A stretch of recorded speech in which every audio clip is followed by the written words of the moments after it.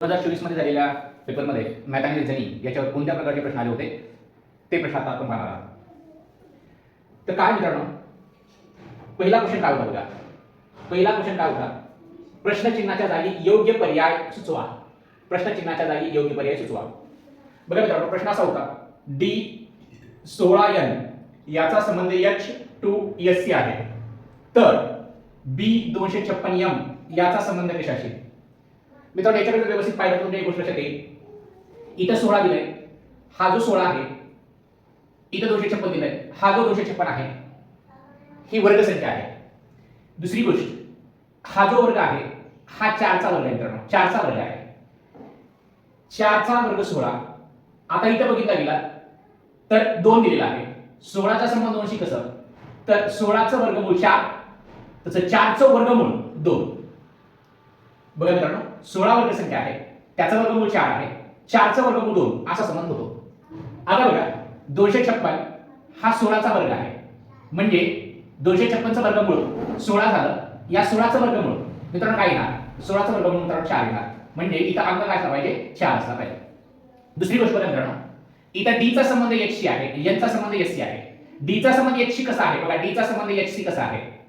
D हा 4 नंबरला आहे मित्रांनो, 4 नंबरचं लेटर आहे, आणि H हा 8 नंबरचं लेटर आहे. बघा मित्रांनो, इथं गॅप जो आहे हा गॅप 4 + 4 8 असा होतो, म्हणजे 4 ने संख्या वाढवली, अक्षर वाढवलं, पुढला चौथा अक्षर घेतलेला आहे. तसंच आपल्याला इथं B च्या पुढलं चौथा अक्षर बघायचं आहे. मित्रांनो, B हा 2 नंबरला आहे, याच्या पुढे 4 म्हणजे 6 होतात मित्रांनो. 6 नंबरचा अक्षर F आहे. F तुम्हाला पुढे घ्यावा लागेल इथं या. आता बघा मित्रांनो, इथं N चा संबंध S शी आहे. N किती आहे, N हे 14 नंबरचं लेटर आहे मित्रांनो, S हे 19 नंबरचं आहे. 14 किती 19 मित्रांनो, 5 प्लस आहे, म्हणजे 5 लेटर पुढे आहे. इथं M च्या पुढे तुम्हाला मित्रांनो 5 लेटर घ्यायचे. M हा 13 नंबरचा आहे, प्लस 5 म्हणजे 18 नंबरचा जो लेटर असणार आहे, तर 18 नंबरचा R आहे मित्रांनो. इथं काय पाहिजे, R पाहिजे. बघा ऑप्शन मध्ये, इथं X, इथं नाही, F बघा, इथं F हे पण इथं नाही, इथं F P आहे, इथं हे पण नाही, इथं मित्रांनो हे पण नाही. बघा मित्रांनो, आयोगाने देत असताना पर्यायामध्ये चूक केलेली आहे. खऱ्या अर्थानं या ठिकाणी कुठेतरी एक R पाहिजे होतं. काय पाहिजे होतं, कुठेतरी R पाहिजे होतं, इथं तरी किंवा इथं तरी R पाहिजे होतं.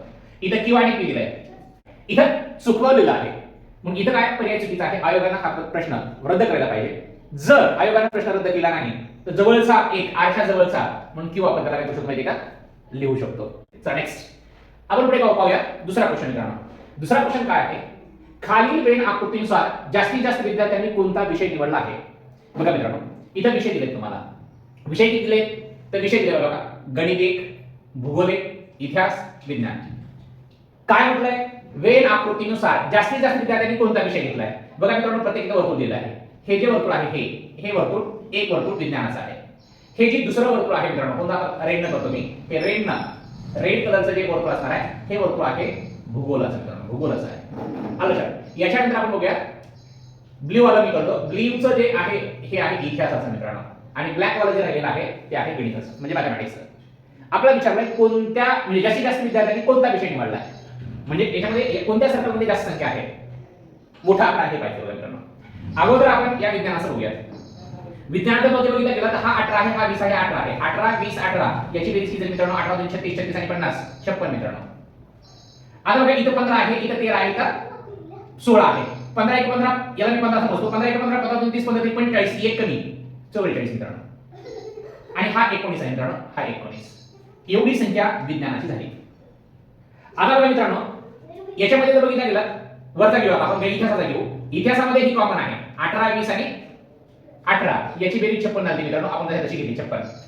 आता मित्रांनो बघा, इथं 14 आहे, इथं 13 आहे, इथं 12 आहे. 13 1 13 दुसरी 39 मी इथं 39 असं घेतो, उरलेली 16 इथं लिहून टाकतो.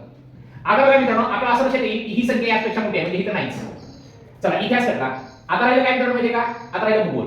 भूगोलामध्ये बघितलं गेलं तर भूगोलामध्ये बघा 13 1 13 13 2 26 13 3 39 13 52 मी इथं 13 52 पर्यंत घेतले, पण इथं जे आहे 3 एक्स्ट्रा आहेत, 52 आणि 3 55 मित्रांनो. राहिलं काय मित्रांनो, आता राहिलं 20 18 आणि 9 9 आणि 18 27 27 आणि 20 मित्रांनो 47 झालं मित्रांनो. ह्याची बेरीज एवढी आली.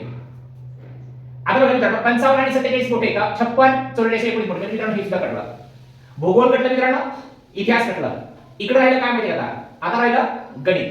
बघा मित्रांनो, 13 26 39 23 52 52 आणि याच्यातला 1 53 याच्यातले 2 54 55 55 मित्रांनो इथं झाले. आता बघा राहिले कोणतं, हे 18 आणि 20 आणि हे 9 म्हणजे 29 प्लस 18 किंवा 30 प्लस 18 47. बघा मित्रांनो कोणतं जास्त आहे, हे सुद्धा कटलं. म्हणजे सरळ सरळ कोणतं म्हणजे का, विज्ञान हेच त्याचा पर्याय आहे. विज्ञान हा तेच पर्याय. क्वेश्चन हा या प्रकारचा आहे. आयोगाने काय केलंय, आयोगाने तुम्हाला हा प्रश्न अशा पद्धतीने दिलाय की इथं तुम्हाला वर्गमूळ, घन आणि घनमूळ हे माहित असणं गरजेचं आहे. बघा इथं तुम्हाला 2 चा वर्ग मायनस 2 बरोबर 2 येते मित्रांनो. इथं समसंख्येचा वर्ग घेतलाय 4 चा वर्ग 16 मायनस 4 बरोबर 12 मित्रांनो. पुढली समसंख्या 6 आहे मित्रांनो. 6 चा वर्ग 36 मायनस 6 बरोबर 30 मित्रांनो. पुढची संख्या आहे 8 मित्रांनो. 8 चा वर्ग 64 प्लस मायनस 8 मित्रांनो बरोबर 56. पुढे घेतला मित्रांनो 10 चा वर्ग. समसंख्येचे वर्ग आहे. 10 चा वर्ग 100 मायनस 10 बरोबर 90. मित्रांनो ही जी मेथड आहे, आयोगाने ही मेथड वापरलेली आहे. आयोगाने ही मेथड वापरलेली आहे. चला नेक्स्ट. पर्याय काय असं पाहिजे माहिती का, इथं आता किती घ्यावं लागेल, 12 चा वर्ग घ्यावा लागेल मित्रांनो. 12 चा वर्ग किती मित्रांनो, 12 चा वर्ग 144. 144 मायनस 12 मित्रांनो किती येतं बघा, 144 12 गेले 132 येतं मित्रांनो. 132 पर्याय क्रमांक 132 4. अशा पद्धतीने हा क्वेश्चन होता मित्रांनो. चला नेक्स्ट. हा क्वेश्चन कसा टॅकल करायचा, आयोगाचा आवडता क्वेश्चन आहे. या ठिकाणी तुम्हाला असं म्हटलंय श्याम हा रामपेक्षा उंच आहे. तुम्ही काय करणार मित्रांनो, अगोदर एक उंचीची रेषा काढून घेणार. एक उंचीची रेषा काढून घेणार. कशी रेषा काढणार, तर तुम्हाला या पद्धतीने एक उंचीची रेषा काढायची आहे. उंचीची रेषा काढायची आहे. बघा मित्रांनो ही उंची आहे. इथं कोण म्हटलंय, श्याम रामपेक्षा म्हटलंय. बघा मित्रांनो श्याम हा रामपेक्षा उंच आहे. म्हणजे श्याम सगळ्यात उंच असणार आहे का, इथं बघा आपण श्याम इथं गेला, श्याम इथं आला, रामपेक्षा उंच म्हटलंय. मग राम थोडासा खाली तुम्ही राम, कारण मध्ये एका लोकांनी आलं तर तिथे घेता यावं. इथं रामची उंची आली. आता काय म्हटलंय, राम हा आमीरपेक्षा उंच आहे. आमीरपेक्षा राम उंच आहे. राम उंच आहे म्हणजे नक्कीच रामच्या खाली आमीर असणार आहे. हा आमीर खाली आला. नेक्स्ट मित्रांनो सुधीर हा शिशिरपेक्षा उंच आहे. आता सुधीर कुठे घेणार, शिशिरपेक्षा उंच म्हटलंय. मग आपण काय करू, दुसरी रेषा काढूया. याच्यासाठी दुसरी रेषा काढूया, उंचीची दुसरी रेषा. काय म्हणते, सुधीर हा शिशिरपेक्षा उंच आहे. बघा सुधीर हा कुणापेक्षा, शिशिरपेक्षा. शिशिर बघा मित्रांनो इथं सुधीर झाला, इथं शिशिर झाला. शिशिर हा रामपेक्षा उंच आहे. आता हा जो शिशिर आहे रामपेक्षा उंच आहे म्हटलंय. आता रामपेक्षा उंच आहे, रामपेक्षा उंच आहे म्हणजे नक्कीच बघा हा शिशिर इथं असणार आहे. हा शिशिर इथं असणार आहे, रामपेक्षा उंच शिशिर. आणि त्याच्या वर सुधीर आहे. मग सुधीर इथं पण असू शकतो, वर पण असू शकतो. सुधीर काय पुढे पण असू शकतो, वर आहे असं सांगितलंय फक्त. आता बघा तर सर्वात कमी उंच म्हटलंय. सर्वात कमी उंच बघा मित्रांनो कोण आहे, सर्वात कमी उंच आमीर आहे मित्रांनो. आणि सर्वात उंच कोण, तर मित्रांनो बघा इथं श्याम आहे, पण श्यामच्या वरी हा सुधीर सुद्धा येऊ शकला असता. सुधीर हा इथं पण असू शकतो, इथं पण असू शकतो. हा सुधीर या दोन्हीपैकी. मग इथं पर्यायामध्ये निश्चित सांगता येत नाही असं जर ऑप्शन असेल तर तुम्हाला निश्चित सांगता येत नाही या ऑप्शनला तुम्हाला क्लिक करावं लागेल किंवा तेच ऑप्शन तुम्हाला गोल करावं लागेल. चला मित्रांनो आयोगाने आपल्याला 7वा क्वेश्चन दिला. आयोगाने 7वा क्वेश्चन कसा दिला बघा. समजा तुमच्या घड्याळात 9 वाजले आहे, समजायला सांगितलं. जर तास काटा पश्चिमेकडे आहे तर मिनिट काटा कोणत्या दिशेला राहील. काय करणार मित्रांनो, एक वॉच काढून घ्या. काय करणार, एक वॉच काढून घ्या. कशी वॉच काढणार, ही बघा इथं अशी वॉच काढली. इथं 12चा आकडा, इथं 6चा आकडा, इथं 3चा आकडा, इथं 9चा आकडा, ही काटे. किती वाजलेत, 9 वाजलेत म्हणजे तास काटा हा झाला मित्रांनो. आणि हा झाला मिनिट काटा. याला आवर हँड आणि याला जे आपण म्हणतो काय का, मिनिट हँड. चला आता काय करणार मित्रांनो, तुम्हाला विचारलं ही दिशा काय, तर तास काटा पश्चिमेकडे आहे. ही दिशा वेस्ट सांगितली मित्रांनो. काय सांगितली, वेस्ट. आता वेस्टच्या अपोजिट कोणती असते मित्रांनो, ईस्ट असते. ही ईस्ट दिशा आहे मित्रांनो. ईस्टच्या उजव्या बाजूला कोणती असते मित्रांनो, साऊथ असते. कोणती असते, साऊथ. आणि डाव्या बाजूला नॉर्थ असते. कोणती असते, नॉर्थ. बघा मित्रांनो काय प्रश्न विचारला, तर मिनिट काटा कोणत्या दिशेत राहील. मिनिट काटा बघा वरची दिशा उत्तर दिशा आहे मित्रांनो. उत्तर दिशा पर्याय इथं आहे मित्रांनो. पर्याय 4. 9व्या प्रश्नामध्ये काय केलंय, 9व्या प्रश्नामध्ये आपल्याला एक फिगर दिली.